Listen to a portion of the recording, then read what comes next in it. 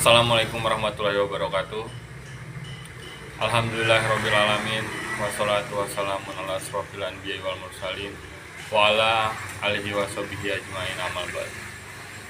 Pertama-tama, marilah kita panjatkan puji dan syukur kehadirat Allah Subhanahu wa taala, karena atas curahan limpahan rahmatnya, terkhususnya untuk saya bisa berdiri di sini dalam keadaan sehat walafiat.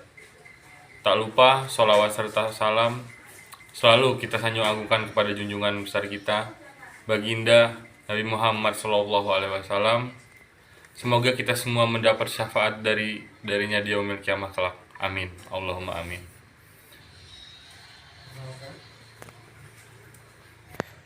Baik, seperti halnya kata pepatah, tak kenal maka tak sayang. Maka izinkan dari itu saya memperkenalkan diri saya. Izin memperkenalkan diri, nama Muhammad Bagus Gunawan, salah satu mahasiswa Universitas Islam Negeri Raden Intan Lampung, jurusan Hukum Ekonomi Syariah, angkatan 2018. Baik, di sini izinkan saya untuk sedikit menjelaskan tentang perikatan syariah berbasis mudharabah. Konsep bisnis dengan bentuk transaksi secara mudharabah merupakan salah satu motor penggerak yang mampu menyentuh lapisan bawah perekonomian bangsa.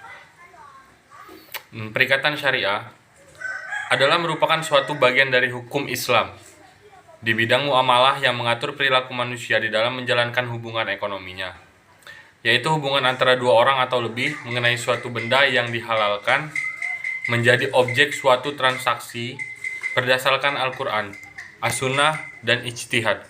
Perikatan syariah dilihat dari segi objeknya ada 4 macam, yaitu perikatan hutang, perikatan benda, perikatan kerja, perikatan menjamin.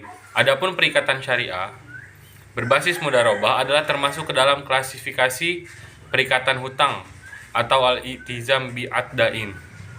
Teori mudharabah adalah suatu macam perikatan antara dua pihak, yaitu pemilik modal atau sahib al-mal atau investor, mempercayakan modal kepada pihak kedua, yaitu pengelola usaha atau mudarib, untuk tujuan menjalankan usaha dengan cara jika mendapat keuntungan dibagi menurut kesepakatan.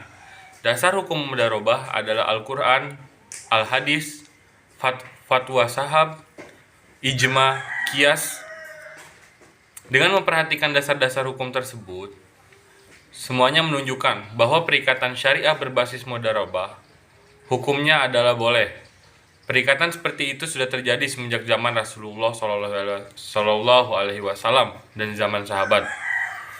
Pada dasarnya, setiap manusia dalam aktivitasnya, baik yang bersifat duniawi maupun ukhrawi, tidak lepas daripada tujuan makosid atau makosid. Dari apa yang akan ia peroleh selepas aktivitas tersebut, dengan berbagai macam perbedaan sudut pandang manusia itu sendiri terhadap esensi dari apa yang hendak ia peroleh. Maka sering terjadi proses untuk menuju tujuannya beraneka ragam.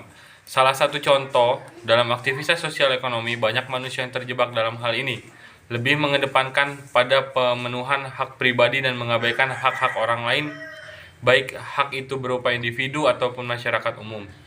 Akan tetapi, Islam adalah agama yang rahmatan lil alamin, yang mengatur seluruh tatanan kehidupan manusia, sehingga norma-norma yang diberlakukan Islam dapat memberikan solusi keadilan dan kejujuran dalam manusia mencapai tujuan daripada aktivitas yang tersebut. Dengan demikian, seharusnya tidak terjadi ketimpangan sosial antara mereka. Baik, tadi di awal sudah sedikit saya jelaskan pengertian hukum perikatan syariah, di mana hukum perikatan syariah yang dimaksud di sini adalah bagian dari hukum Islam bidang muamalah yang mengatur perilaku manusia di dalam menjalankan hubungan ekonominya. Lebih lanjut diterangkan bahwa kaedah-kaedah hukum yang berhubungan langsung dengan konsep hukum perikatan syariah ini adalah yang bersumber dari Al-Quran dan hadis Nabi Muhammad SAW. Sedangkan kaedah-kaedah fikih berfungsi sebagai pemahaman dari syariah yang dilakukan oleh manusia atau para ulama mazhab yang merupakan suatu bentuk dari ijtihad. Pada masa sekarang ini, bentuk ijtihad di lapangan hukum perikatan ini dilaksanakan secara kolektif oleh para ulama yang berkompeten di bidangnya. Seperti Indonesia, hal yang berkaitan dengan hukum transaksi bisnis dikaji oleh lembaga tersendiri. Dalam MUI misalnya yang disebut Dewan Syariah Nasional atau DSN, yang juga bertugas mengeluarkan fatwa atas produk yang dikeluarkan oleh masing-masing lembaga perekonomian syariah yang ada di Indonesia. Dari ketiga sumber tersebut, umat Islam dimanapun berada dapat mempraktikkan kegiatan usahanya dalam kehidupan sehari-hari.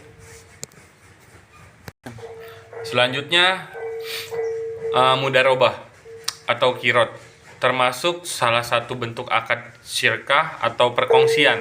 Istilah mudharabah digunakan oleh orang Irak, sedangkan orang Hijaz menyebutnya dengan istilah qirot. Dengan demikian, mudharabah dan qirot adalah dua istilah untuk maksud yang sama. Menurut bahasa, qirot diambil dari kata yang berarti potongan, sebab pemilik memberikan potongan dari hartanya untuk diberikan kepada pengusaha agar mengusahakan harta tersebut, dan pengusaha akan memberikan potongan dari laba yang diperoleh. Bisa juga diambil dari kata muqaradah yang berarti kesamaan, sebab pemilik modal dan pengusaha memiliki hak yang sama terhadap laba. Orang Irak biasanya menyebutnya dengan istilah mudharabah, sebab setiap yang melakukan akan memiliki bagian dari laba, atau pengusaha harus mengadakan perjalanan dalam mengusahakan harta modal tersebut. Perjalanan tersebut dinamakan mengenai pengertian mudharabah. Menurut istilah, ada beberapa ulama fiqh yang mengemukakan antara lain: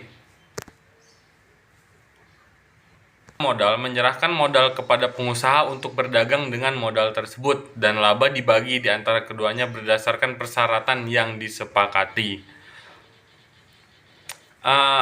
Ada sedikit beberapa ulama fiqh yang mengemukakan, di antara lain ada Arif Maftuhin, mengemukakan pengertian mudharabah adalah kontrak antara dua pihak, di mana satu pihak yang disebut rab al-mal atau investor mempercayakan uang kepada pihak kedua yang disebut mudarib atau pengelola untuk tujuannya menjalankan usaha. Baik, selanjutnya dasar hukum mudharabah.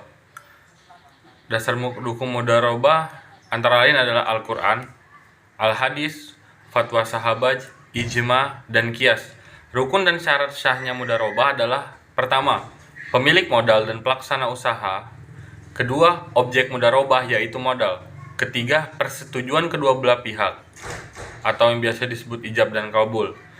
Lalu yang keempat, nisbah keuntungan. Ini merupakan rukun khusus dalam akad mudharabah. Nisbah keuntungan berdasarkan kesepakatan kedua belah pihak dan harus dinyatakan dalam bentuk persentase. Tidak boleh ditentukan dalam bentuk rupiah. Selanjutnya adalah praktek mudharabah yang dikemukakan lebih banyak di sini adalah praktek mudharabah dalam perbankan syariah. Lalu praktek mudharabah juga kebanyakan di dalam asuransi syariah. Ini adalah sebagai contoh saja.